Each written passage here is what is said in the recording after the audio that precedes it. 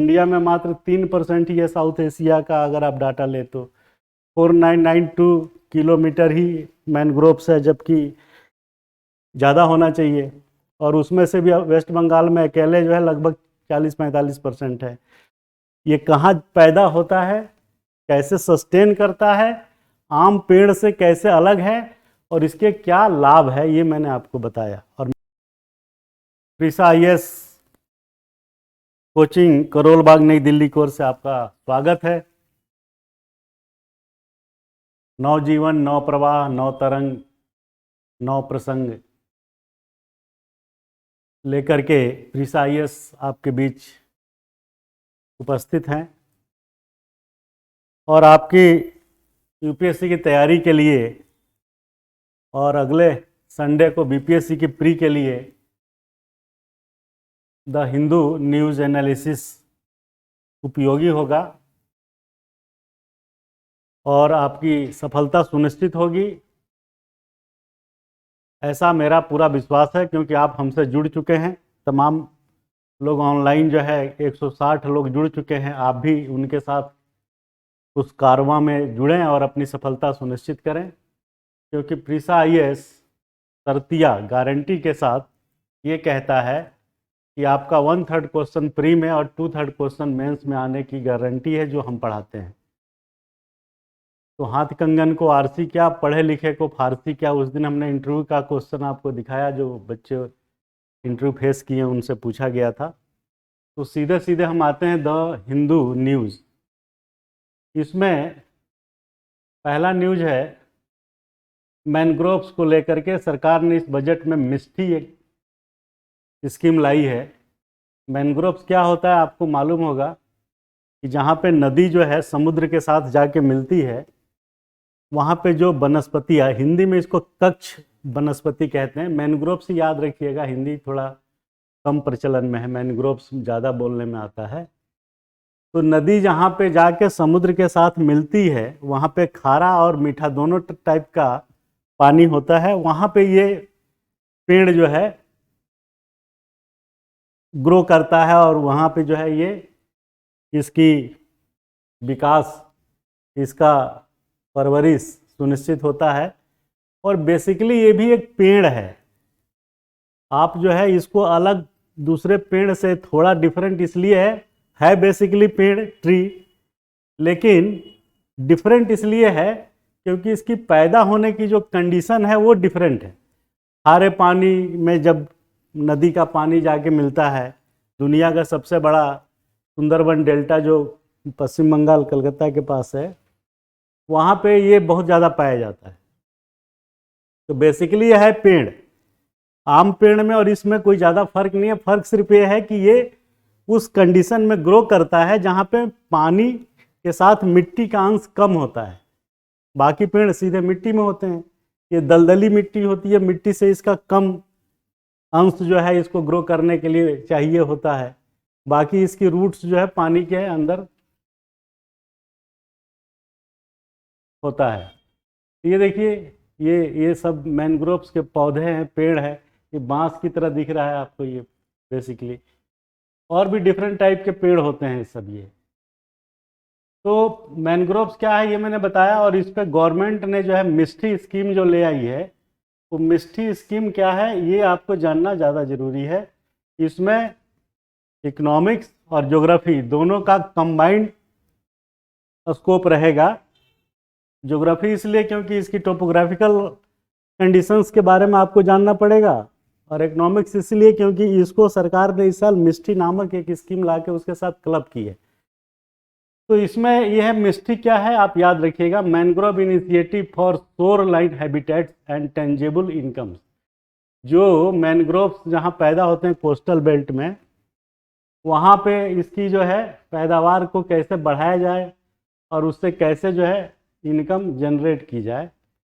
तो ये देखिए, mangroves are salt tolerant plant communities found in tropical and subtropical intertidal regions. They are important refuge of coastal biodiversity and also act as a bioshield against extreme climatic conditions. With the threat of climate change and frequent tropical storm, looming large planting more mangroves is welcome development for India which has a coastal of about 7,500 kilometre का coast है India के पास। तो इस scheme का क्या मतलब है? इस स्कीम का सीधा सीधा मतलब है कि मैनग्रोव्स की जो खेती है वो कोस्टल लाइन तटीय क्षेत्रों में बढ़ाई जाए, जहाँ पे सॉल्टी सैलाइन वाटर समुद्र का होता है। दूसरा, इसको लगाने से क्लाइमेटिक चेंज, जो टेम्परेचर राइज हो रहा है दुनिया में, इसको लगाने से क्लाइमेटिक चेंज जो हो रहा है, टेम्परेचर हाई जो रेज हो रहा है, वो उस पर कंट्रोल होगा। और साथ में जो जैव विविधता है इकोसिस्टम को बनाए रखने के लिए, वो बायोडाइवर्सिटी जो है वो मेंटेन होगा। तो पहला फायदा हुआ क्लाइमेट रिसिलियंसी, दूसरा हो गया बायोडाइवर्सिटी को प्रोटेक्ट करना जिससे इकोसिस्टम ठीक रहे। तीसरा इसमें फायदा है कि ये जो है लार्जर ग्रीन पुश देता है। इस तरीके से पर्यावरण को फायदा पहुंचता है। और इस स्कीम को इम्प्लीमेंट करने के लिए मनरेगा और कैंपा फंड, ये दोनों को यूज किया जा रहा है। तो ये है इसका बेसिक कहानी। मिस्ट्री स्कीम क्या है ये आपको बताया कि कोस्टल उस पे जो है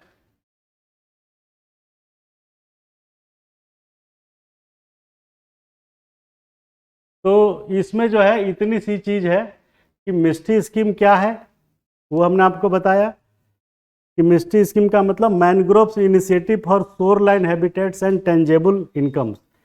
और ये 7500 किलोमीटर का जो कोस्टल बेल्ट है, अंडमान निकोबार से होते हुए इधर बे ऑफ बंगाल से होते हुए दूसरे गुजरात की तरफ वेस्टर्न कोस्टल, वहाँ पे इसको प्रमोट करने की बात है, खेती करने की बात है, इसकी पैदावार को बढ़ाने की बात है, जिससे उस तरफ के रहने वाले हैबिटेट्स को क्या मिले, एक इनकम का सोर्स जनरेट हो। और इसको लागू कैसे करना है, तो मनरेगा और कैंपा फंड जो है उसको मिला करके सरकार जो है इसके लिए फंडिंग की व्यवस्था करेगी।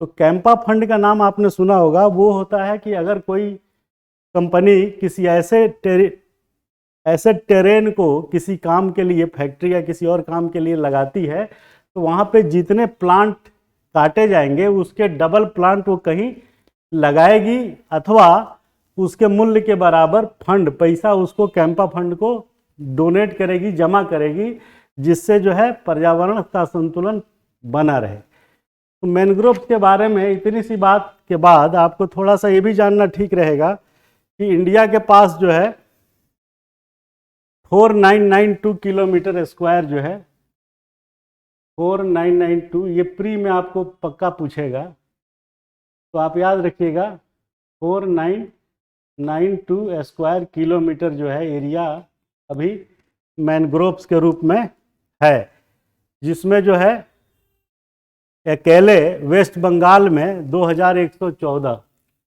अकेले जो है बंगाल में 2014 टोटल है आपके पास 4992। और इस 4992 में अकेले जो है बंगाल में 2114 स्क्वायर किलोमीटर एरिया में मैनग्रोव्स है। इंडिया में टोटल ये है फिगर, ये फिगर याद रखिएगा, प्री में आता है ये। और दूसरा हमने बताया कि सैलाइन वाटर में पैदा होता है, जहाँ पे ऑक्सीजन भी कम होता है, और ये किसी भी कंडीशन में ग्रो कर जाता है।